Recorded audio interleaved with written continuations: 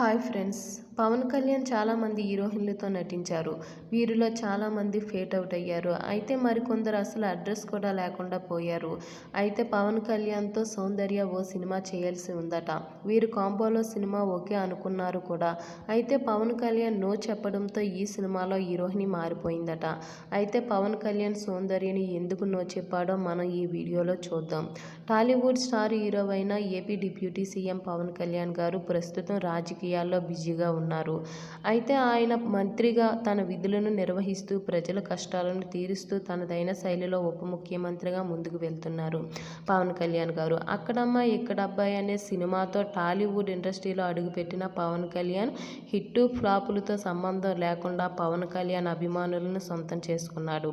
అయితే పవన్ కళ్యాణ్ గారు మొదటి సినిమాలో లెజెండరీ యాక్టర్ ఏఎన్నార్ మనవరాలు సుప్రియతో నటించారు.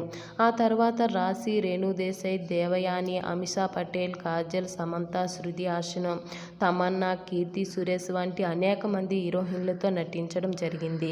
అయితే వీరిలో కొంతమంది ఫేట్ అవుట్ అయ్యారు. అయితే పవన్ కళ్యాణ్ సౌందర్య కాంబోలో ఓ సినిమా చేయాల్సి ఉందట. అయితే ఆ సినిమా పవన్ కెరియర్లోనే డిఫరెంట్ సినిమాగా నిలిచింది. యూత్కి ప్రేమ కంటే తల్లిదండ్రులే లక్ష్యం ముఖ్యమని తెలియజేసే సినిమా అదే. భీమనేని శ్రీనివాసరావు దర్శకత్వంలో తెరకెక్కిన సినిమా సుస్వాగతం. అయితే ఈ సినిమాలో మొదటి ఎంపిక దేవయాని కాదట.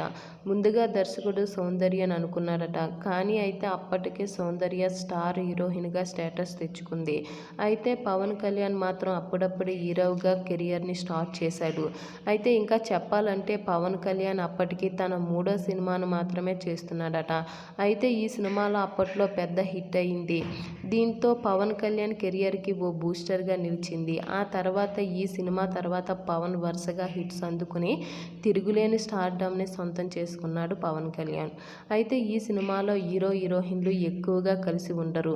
తండ్రి చాటు బిడ్డగా మంచి ఉద్యోగమే లక్ష్యంగా సాగిపోయే హీరోయిన్ సంధ్యను హీరో గణేష్ ఇష్టపడతాడు.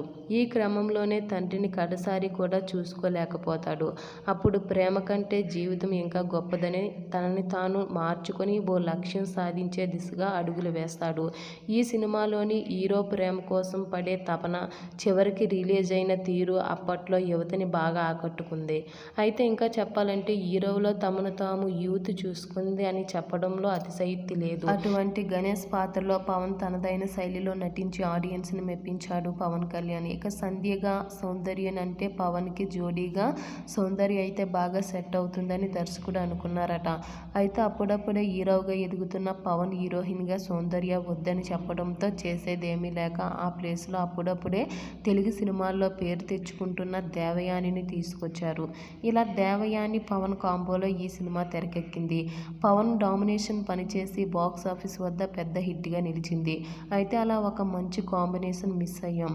ఈ అరుదైన కాంబోలో సినిమా తెరకెక్కి ఉంటే ఎప్పటికీ ఫ్యాన్స్కి ఒక మంచి ఫీస్ట్లా ఉండేదనడంలో అతిశయోక్తి లేదు. అయితే సుస్వాగతం సినిమా తర్వాత వరుస హిట్స్తో పవన్ కళ్యాణ్ కెరియర్ పీక్ స్టేజ్కి చేరుకుంది. అయితే ప్రస్తుతం ఉప ముఖ్యమంత్రిగా బిజీగా ఉన్న పవన్ కళ్యాణ్ ఓజీ, హరహర వీరమల్లు, ఉస్తాద్ భగత్ సింగ్ సినిమాలు చేయవలసి ఉంది. అయితే పవన్ కళ్యాణ్ సౌందర్య కాంబోలో ఈ సినిమా వస్తే బాగుండు అనుకునే వాళ్ళు ఈ వీడియోకి ఒక లైక్ చేయండి. అలాగే మా ఛానల్ని సబ్స్క్రైబ్ చేసుకోండి. Thank you for watching.